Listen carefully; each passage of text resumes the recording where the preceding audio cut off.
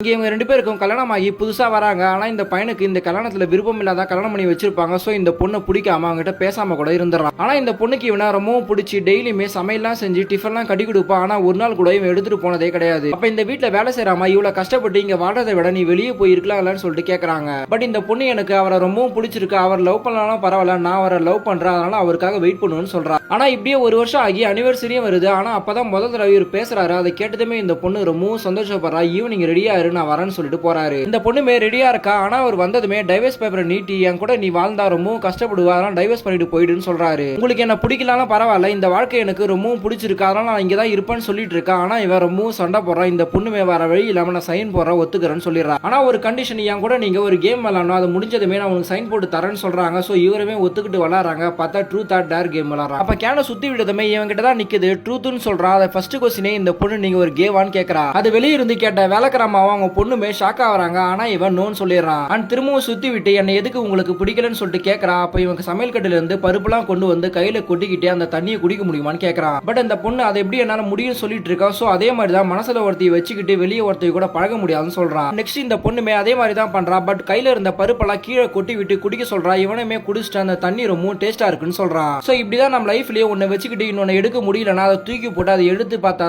தண்ணி மாதிரி நம்மளுக்கும் வாழ்க்கை டேஸ்டா இருக்குன்னு சொல்லி புரிய வைக்கிறா. அண்ட் இவனுக்குமே போன பொண்ணே நம்ம நினைச்சிட்டு இருந்தா இப்போ நம்மளால வாழ்க்கையை வாழ முடியாது சொல்லி இந்த பொண்ணு கிட்ட லவ் சொல்லலாம் வராப்பா லவ் யூன்னு சொல்லி இந்த பொண்ணோட பேரை சொல்லாம அந்த லவர் பேரை சொல்லிடுறான். அதை கேட்டதுமே கோவத்துல டைவர்ஸ் பேப்பர்ல சைன் போட்டாங்க வந்து வெளியே போறான். ஆனா வேலைக்காரமா செருப்பு கட்டி அடிக்கலாம்னு சொல்லிட்டு வந்துடுறாங்க. அப்பதான் இவன் லைஃப்ல நடந்த எல்லா விஷயத்தையும் சொல்லி ரொம்ப ஃபீல் பண்ணி கடைசியா ஒரு சான்ஸ் தாங்கன்னு சொல்லிட்டு அந்த கேம் விளையாடுறான். அந்த பொண்ணே டேர்னு சொல்ல வச்சு டைவர்ஸ் பேப்பரை கிழிக்க வச்சு அந்த பொண்ணு கூட ஒன்னா சேர்ந்துடுறான்.